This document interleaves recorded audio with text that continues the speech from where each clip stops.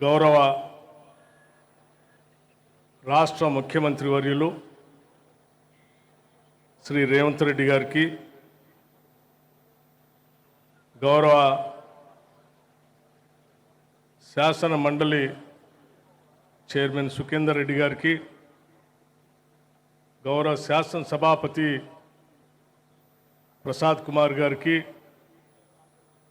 గౌరవ మంత్రివర్యులు శ్రీ ఉత్తమ్ కుమార్ రెడ్డి గారికి, గౌరవ మంత్రివర్యులు శ్రీ శ్రీధర్ బాబు గారికి, గౌరవ మంత్రివర్యులు శ్రీ దామోదర రాజనరసింహ గారికి, గౌరవ మంత్రివర్యులు శ్రీ పొన్నం ప్రభాకర్ గారికి, గౌరవ మంత్రివర్యులు శ్రీ కోమటిరెడ్డి వెంకటరెడ్డి గారికి, గౌరవ మంత్రివర్యులు శ్రీ తుమ్మల నాగేశ్వరరావు గారికి, గౌరవ మంత్రివర్యులు శ్రీమతి కొండా సురేఖ గారికి, గౌరవ మంత్రివర్యులు శ్రీమతి సీతక్క గారికి, గౌరవ మంత్రివర్యులు శ్రీ పొంగులేటి శ్రీనివాసరెడ్డి గారికి, అట్లాగే గౌరవ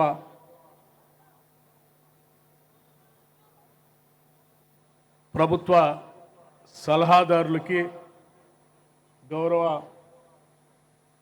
మంత్రివర్యులు శ్రీ జూపల్లి కృష్ణారావు గారికి, గౌరవ రాష్ట్ర ప్రభుత్వ సలహాదారుల పెద్దలందరికీ, నా తోటి శాసనసభ్యులకి, తోటి శాసన మండలి సభ్యులకి, వేదికను అలంకరించిన ఇతర ప్రజాప్రతినిధులందరికీ, ఈ కార్యక్రమానికి అశేషంగా కదిలి వచ్చిన మీ అందరికీ ముందుగా నా హృదయపూర్వకమైనటువంటి నమస్కారాలు. ఈరోజు నూతనంగా ఏర్పడినటువంటి తెలంగాణ రాష్ట్రంలో చిరస్థాయిగా చరిత్రలో గుర్తుంచుకోదగినటువంటి రోజుగా మేమంతా భావిస్తూ ఉన్నాం. దశాబ్దాల తెలంగాణ పోరాటాల ఫలితంగా తెలంగాణ ప్రజల ఆత్మగౌరవాన్ని నిలబెట్టే విధంగా ఆనాటి మనందరి ప్రియతమ నాయకురాలు శ్రీమతి సోనియా గాంధీ గారు ప్రత్యేక తెలంగాణ రాష్ట్ర ఆవిర్భావానికి సంబంధించినటువంటి స్టేట్మెంట్ని ఆనాటి హోంశాఖ మంత్రులు శ్రీ చిదంబరం గారి చేత ప్రకటింపజేసినటువంటి రోజు. అందుకే కోట్లాది మంది ప్రజల కలలు నిజం చేసిన శ్రీమతి సోనియా గాంధీ గారికి ముందుగా జన్మదిన శుభాకాంక్షలు కూడా తెలియజేస్తున్నాం. ఈ సందర్భంగా మిత్రులారా, కోరి కొట్లాడి తెచ్చుకున్న తెలంగాణ రాష్ట్రంలో నిధుల కోసం, నీళ్ల కోసం, నియామకాల కోసం మన పోరాటమంతా, మన ఆరాటమంతా మిగులు బడ్జెట్తో ఈ రాష్ట్రాన్ని బీఆర్ఎస్ అలియా టీఆర్ఎస్ పార్టీకి అప్పచెప్తే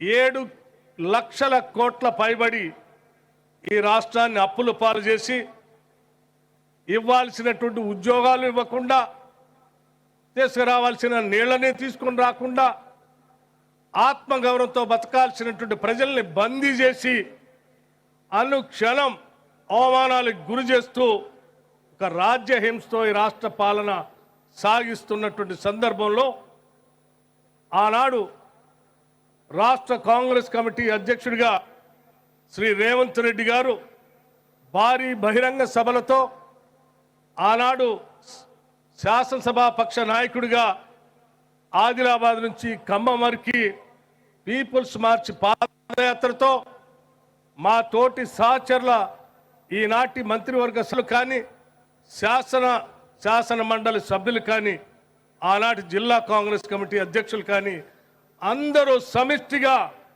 పెద్ద ఎత్తున ఇందిరమ్మ రాజ్యం తీసుకొని రావాలి, పేదల పక్షాన్ని ప్రభుత్వం నిలబడాలి, ప్రజాప్రభుత్వాన్ని ఏర్పాటు చేయాలనేటువంటి ఆలోచనతో మేమందరం ఇచ్చినటువంటి పిలుపు మేరకు ఏ ఉద్దేశం కోసమైతే తెలంగాణ రాష్ట్రాన్ని తెచ్చుకున్నామో ఆ ఉద్దేశాన్ని నెరవేర్చుకోవటం కోసం రాష్ట్రంలో ఉన్నటువంటి కోట్లాది మంది ప్రజలు కాంగ్రెస్ పార్టీని ఆశీర్వదించి ఈనాడు ఇందిరమ్మ రాజ్యాన్ని ఏర్పాటు చేసి సంవత్సర కాలం పూర్తి చేసుకున్నటువంటి సందర్భంలో రాష్ట్ర వ్యాప్తంగా ఈరోజు సంబరాలు చేసుకుంటున్నాం. చాలామందికి ఆలోచన రావచ్చు, ఎందుకయ్యా మీరు సంబరాలు చేసుకుంటున్నారు? మొదటిది, తెలంగాణ ప్రజలు కోరుకునేది స్వేచ్ఛ, భావ స్వేచ్ఛ, స్వతంత్రంగా బతకటం అనేది తెలంగాణ ప్రజలు నిరంతరం కోరుకునేటువంటి వాడు. అటువంటి స్వేచ్ఛని ఈరోజు రాష్ట్రం నలుమూలల భావ స్వేచ్ఛను వ్యక్తపరచడమే కాదు, స్వతంత్రంగా మన భావాలను వ్యక్తపరిచేటువంటి పరిస్థితుల్ని అత్యంత ప్రజాస్వామ్యయుతంగా రాష్ట్ర ప్రభుత్వం ఏర్పాటు చేసింది. రాగానే నిరుద్యోగ యువతీ యువకుల కోసం పబ్లిక్ సర్వీస్ కమిషన్ ప్రక్షాళన చేసి దాదాపు 56,000 మంది నిరుద్యోగ యువతీ యువకులకి ఉద్యోగ అవకాశాలు కల్పించాం. రాగానే ఈ రాష్ట్రంలో మహిళలందరినీ మహాలక్ష్ములుగా కొలుస్తూ మహాలక్ష్ములంతా కోటేశ్వరులు కావాలనేటువంటి ఆలోచనతో వాళ్ళు ఆత్మగౌరవంగా బతకడానికి కావలసిన ఆర్టీసీ బస్సులో ఉచిత ప్రయాణ సౌకర్యాన్ని పెద్ద ఎత్తున ఏర్పాటు చేశాం. అలాగే వారందరికి కూడా సంవత్సరానికి 20,000 కోట్ల రూపాయలు వడ్డీ లేని రుణాల్ని ఇస్తూ 5 సంవత్సరాల్లో 1,00,000 కోట్ల రూపాయలని మహిళలకి వడ్డీ లేని రుణాలు ఇవ్వాలనేటువంటి ఆలోచనతో ముందుకు పోతా ఉన్నాం. మీరు అప్పులు భారంలో పడేస్తే అతలాకుతలం అవుతూ కూడా తప్పనిసరి పరిస్థితుల్లో ఈ రాష్ట్ర అప్పులు కట్టాల్సిన బాధ్యత మా పైన పడితే దాదాపు 64,000 కోట్ల రూపాయల్ని మీరు చేసిన అప్పులకి వడ్డీ అసలు కొంత ఈ సంవత్సరం కట్టుకుంటూ వచ్చాం.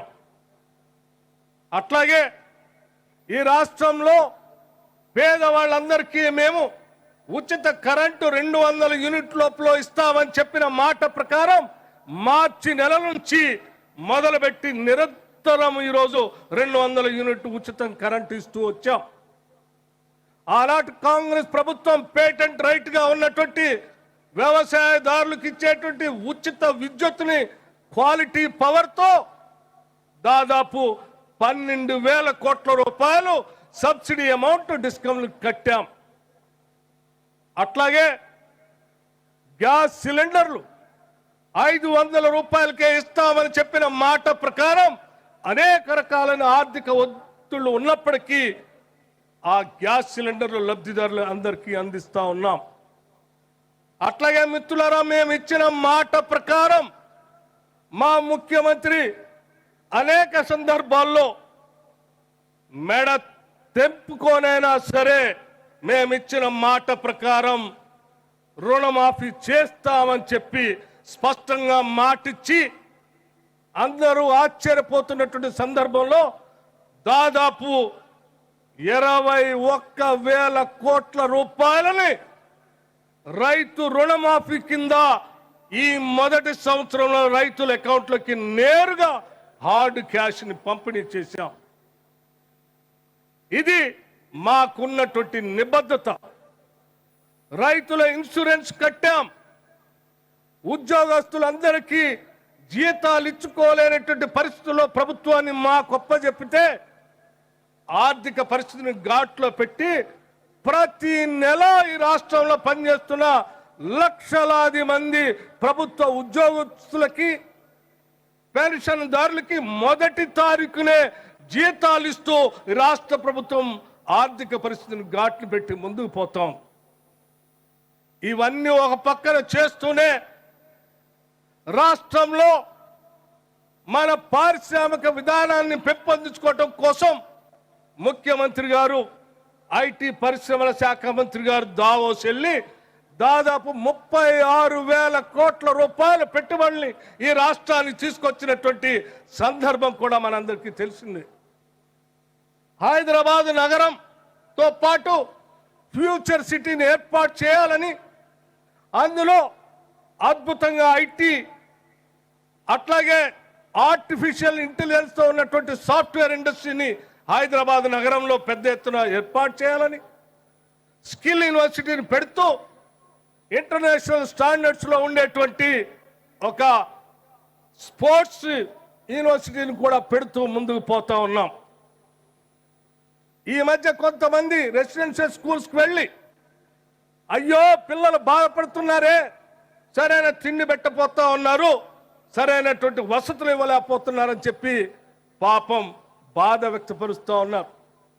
అయ్యా నేను అడుగుతా ఉన్నాను, 10 సంవత్సరాలు పెరిగిన ధరలకు అనుగుణంగా ఒక్క రూపాయి కూడా మీరు పెంచకుండా ఆ బిడ్డలు బాధపడుతుంటే మేము అధికారంలోకి వచ్చిన మరుక్షణం ఆలోచన చేసి ముఖ్యమంత్రి రేవంత్ రెడ్డి గారి నాయకత్వంలో యావత్ కేబినెట్ మొత్తం కూడా కూర్చొని ఆలోచన చేసి ఈ బిడ్డలు మన భవిష్యత్తు, వారందరికీ న్యూట్రిషియస్ ఫుడ్ ఇవ్వాలని చెప్పి ఒక్కటేసారి 40% డైట్ బిల్స్ ని పెంచినటువంటి ఘనత కూడా ఇందిరమ్మ రాజ్యానిది అని చెప్పడానికి కూడా మేము సంతోషిస్తా ఉన్నాం.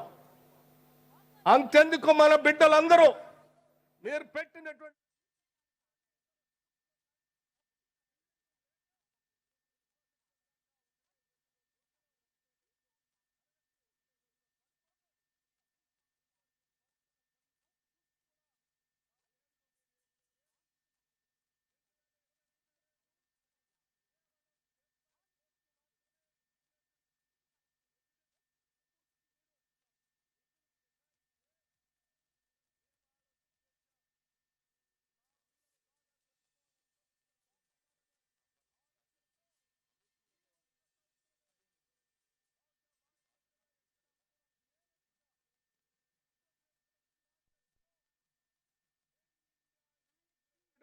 స్కూల్స్ ని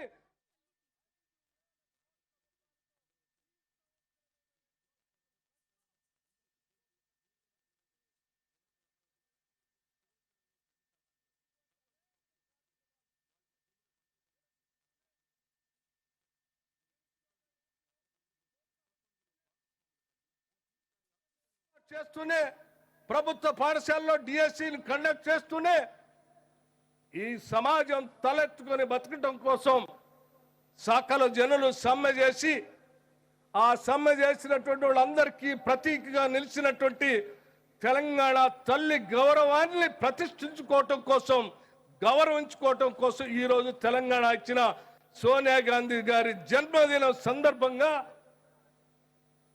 తెలంగాణ ప్రజానికి అంతా తలెత్తుకునేటట్టుగా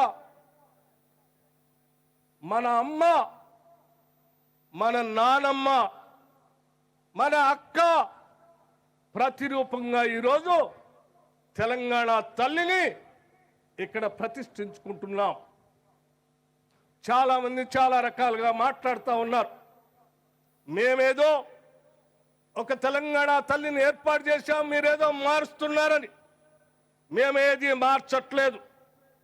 ఆనాడు తెలంగాణ తల్లిగా అనేక రాజకీయ పార్టీలు అనేక రకాల తల్లుల విగ్రహాలను పెట్టుకొని ముందుకు వెళ్ళాయి. అధికారికంగా తెలంగాణ తల్లిని ఇంతవరకు మీరు ఎక్కడా ప్రతిష్ఠించలేదు. మేము మొట్టమొదటిసారి ఈ రాష్ట్రం ఏర్పడిన తర్వాత అధికారికంగా తెలంగాణ తల్లిని ప్రతిష్ఠించుకోవాలి.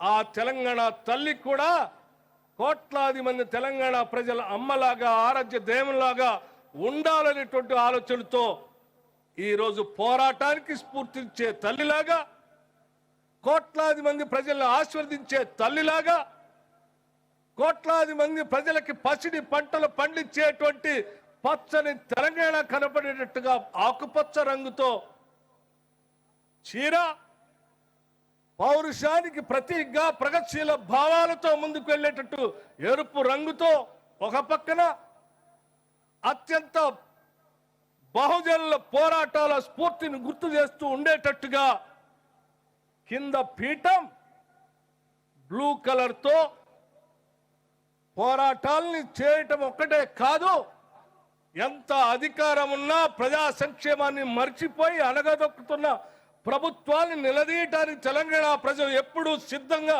ఉంటుంది అని చెప్పి పిడికిలి బిగించి చూపించినటువంటి తెలంగాణ స్ఫూర్తిని పీఠానికి కింద పిడికిళ్ళు గుర్తుగా తెచ్చుకున్న తెలంగాణలో ఆ తల్లిని, అమ్మని గౌరవించుకుంటామని చెప్పి అరచేతిలో నిలబెట్టుకొని పూజిస్తామని చెప్పేటువంటి ప్రతీకగా అరచేతులు ఈ రకంగా యావత్ తెలంగాణ సమాజం యొక్క గౌరవాన్ని పెంచుకునేటట్టుగా మనం ఈరోజు గొప్పగా తెలంగాణ తల్లిని ప్రతిష్ఠించుకుంటున్నాం. ఈ రాష్ట్ర ముఖ్యమంత్రి శ్రీ రేవంత్ రెడ్డి గారి నాయకత్వంలో యావత్ రాష్ట్ర మంత్రి మండలి మొత్తం సమస్తం కూర్చొని ఆలోచన చేసి ప్రజలందరి ఆలోచనలు తీసుకొని ఈ తెలంగాణ ప్రజల ప్రతిష్ట నిలబడేటట్టుగా తల ఎత్తుకొని గౌరవించుకునేటట్టుగా ప్రతి సంవత్సరం ఈ డిసెంబర్ 9 తెలంగాణ తల్లి ప్రతిష్ట ఉత్సవాన్ని రాష్ట్ర ఉత్సవంగా చేయటానికి ఈ రోజు రాష్ట్ర ముఖ్యమంత్రి గారు శాసనసభలో ఒక ప్రకటన చేసిన సంఘటన కూడా మీ అందరికీ తెలియజేస్తా ఉన్నాం. ఈ సంవత్సరమే కాదు, భవిష్యత్తులో కూడా ప్రతి సంవత్సరం డిసెంబర్ 9వ తారీఖు నాడు రాష్ట్ర ఉత్సవంగా, దేశ ఉత్సవాలు ఆగస్టు 15, జనవరి 26 ఏ రకంగా జరుగుతాయో ఈ రాష్ట్ర పండుగ కూడా డిసెంబర్ 9 నాడు ప్రతి సంవత్సరం జరిగే విధంగా ఈరోజు చట్టసభలో ఒక స్టేట్మెంట్ ఇచ్చి రాష్ట్ర ముఖ్యమంత్రి గారు చట్టసభల ద్వారా ఈ రాష్ట్ర ప్రజానికానికి ఒక చక్కటి సందేశాన్ని కూడా ఇచ్చారు.